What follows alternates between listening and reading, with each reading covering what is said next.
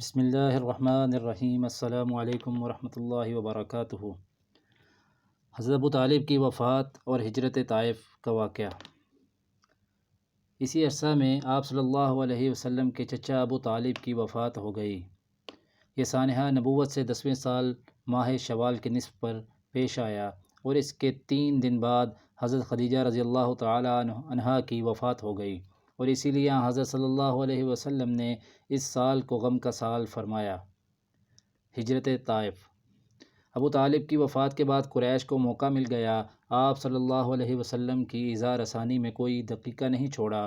جب آپ صلی اللہ علیہ وسلم کو مکہ کے قبول اسلام سے مایوسی کی صورت پیدا ہونے لگی تو اسی سال یعنی 10 ہجری 10 نبوت میں آخر ماہ شوال میں زید بن حارثہ رضی اللہ تعالیٰ عنہ کو ساتھ لے کر طائف تشریف لے گئے اور اہل طائف کو کلمہ حق کی دعوت دی اور 1 ماہ تک متواتر ان کی تبلیغ و ہدایت میں مصروف رہے، مگر ایک شخص کو بھی قبول حق کی توفیق نہ ہوئی، بلکہ ظالموں نے اپنے شہر کے چند اوباش لوگوں کو سکھا دیا کہ آپ صلی اللہ علیہ وسلم کو تکلیف پہنچائیں۔ یہ سنگ دل بد نصیب اس سرور کائنات کے در پہ ہو گئے کہ شان رحمت للعالمین مانع نہ ہو تو ایک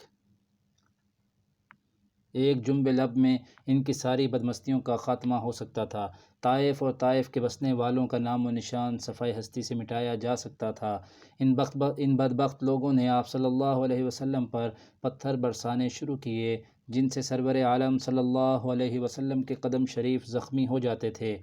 زید بن حارثہ جس طرف سے پتھر آتا ہوا دیکھتے اس طرف خود کھڑے ہو کر حضرت صلی اللہ علیہ وسلم کو بچاتے اور پتھر کو اپنے سر پر لیتے تھے، یہاں تک کہ حضرت زید رضی اللہ تعالیٰ عنہ کا سر زخمی ہو گیا۔